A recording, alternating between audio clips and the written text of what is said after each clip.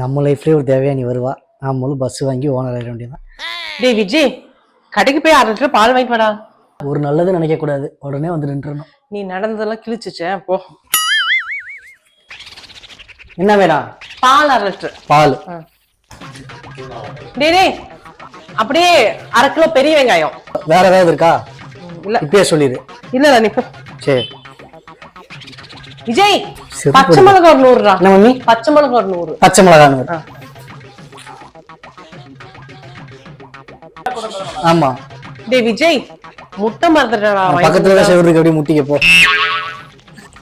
இதுக்கு மேல தயவு செஞ்சு கிடைக்கணும். படமே முடிய போகுது. நீ என்ன சமைக்க போற? இவ்வளவு டைம் அனுப்பிச்சு விட்டுட்டு இருக்க. ஐயோ, இது இன்னைக்கு இல்ல, நாளைக்கு. இன்னைக்கு பழைய சாப்பாடு இருக்கு, அதுவே போதும் உனக்கு.